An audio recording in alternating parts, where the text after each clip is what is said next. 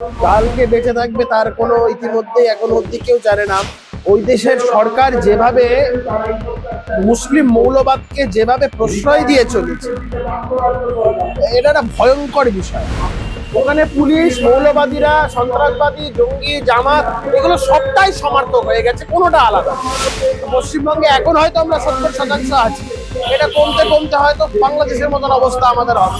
আমরা যেন হিন্দু হিসাবে ঐক্যবদ্ধ হতে পারি, যাতে আমাদের আগামী দিনে এই বাংলাদেশের মতন পরিস্থিতি না হয়।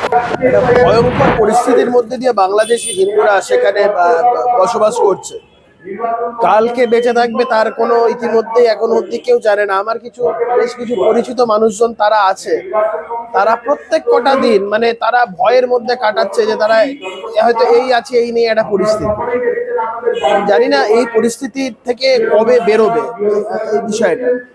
ওই দেশের সরকার যেভাবে মুসলিম মৌলবাদকে যেভাবে প্রশ্রয় দিয়ে চলেছে, এটা একটা ভয়ঙ্কর বিষয়। এটা আমার ব্যক্তিগত মতামত, এটা কোনো দলীয় মতামত নয়। আমরা করজোড়ে ভারতের সরকারকে, কেন্দ্রীয় সরকারকে অনুরোধ করব যাতে তাদের দ্রুত হস্তক্ষেপ প্রয়োজন। এই অস্থিরতা চলতে পারে না। বাঙালি হিন্দুরা বাংলাদেশের সংখ্যায় কমতে কমতে কমতে আজকে একটা এক্সটিংশনের পর্যায়ে দাঁড়িয়ে। যে কয়েকজন বাঙালি হিন্দু এখনো অবধি বাংলাদেশে আছে, তাদের প্রাণ বাঁচানোর অত্যন্ত প্রয়োজন এবং এই নিয়ে যাবতীয় যা পদক্ষেপ করা সেটা দরকার। বাংলাদেশের সাথে কোনো রকম কোনো কোঅপারেশন নয়। বাংলাদেশ আমাদের কোঅপারেশন ছাড়া ওদের শ্বাস প্রশ্বাস নেওয়া মুশকিল। সেই বাংলাদেশের সাথে আমাদের যেন কোনো রকম কোনো কোঅপারেশন আমরা না করি। মানে বাংলাদেশে 1 কেজি নুনও যেন বাংলাদেশকে আমরা না পাঠাই, একটা ছুঁচের টুকরোও যেন বাংলাদেশকে আমরা না পাঠাই। চতুর্দিক থেকে বাংলাদেশকে কমপ্লিট নন কোঅপারেশনের মধ্যে ফেলা উচিত বলে আমার মনে হয়। বাদ বাকিটা আমি আবারও বলছি, এটা আমার ব্যক্তিগত অভিমত। বাদ বাকিটা কেন্দ্রীয় সরকার দেখবে। এটা ভয়ঙ্কর পরিস্থিতি।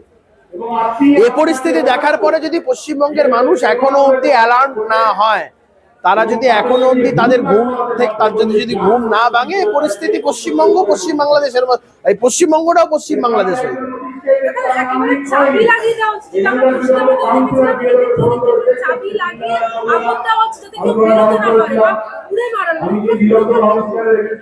দেখো, একটা চূড়ান্ত ধর্মীয় উন্মাদনা সেখানকার মৌলবাদীদের মধ্যে কাজ করছে।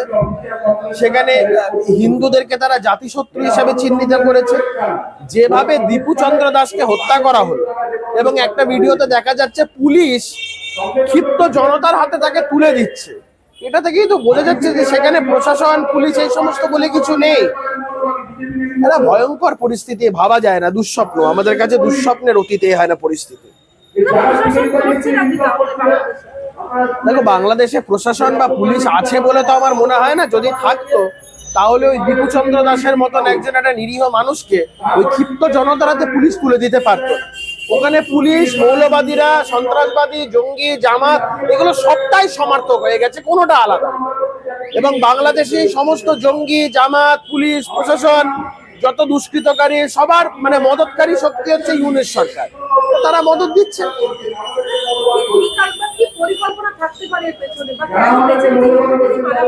দেখুন, হিন্দুদেরকে তো নিকেশ করার এই যে পরিস্থিতি, এই যে হিন্দুদের নিকেশ করার যে চক্রান্ত, এটা দীর্ঘদিন ধরে, এটা বাংলাদেশেও চলছে, এটা পশ্চিমবঙ্গেও চলছে, এটা সমস্ত জায়গায় চলছে।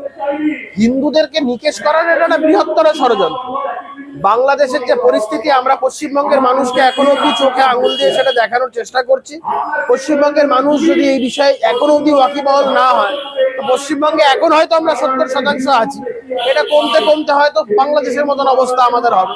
তাই আমরা বলছি পশ্চিমবঙ্গের মানুষকে যে বাংলাদেশের পরিস্থিতি দেখে তাদের যেন শীত ঘুম ভাঙে এবং আমরা যেন হিন্দু হিসাবে ঐক্যবদ্ধ হতে পারি, যাতে আমাদের আগামী দিন এই বাংলাদেশের মতন পরিস্থিতি না হয়।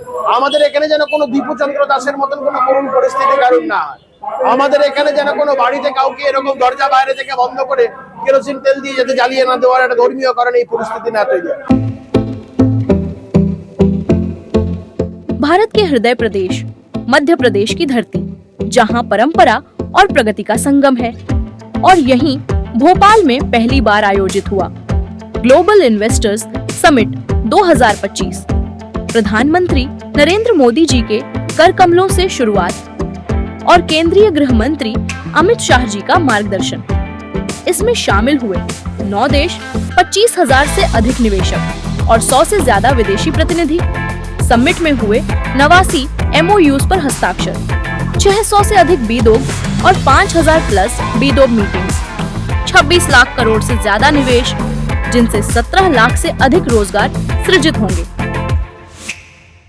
मुख्यमंत्री मोहन यादव के नेतृत्व में सिंगल विंडो सिस्टम 29 दिन में भूमि आवंटन और उद्योग एवं रोजगार वर्ष 2025 जैसी पहले मध्य प्रदेश बना देश का तीसरा सबसे बड़ा निवेश आकर्षण। यह सिर्फ एक समिट नहीं, बल्कि आत्मनिर्भर भारत की दिशा में मध्य प्रदेश की ऐतिहासिक छलांग है। मध्य प्रदेश उद्योग एवं रोजगार का नया गढ़।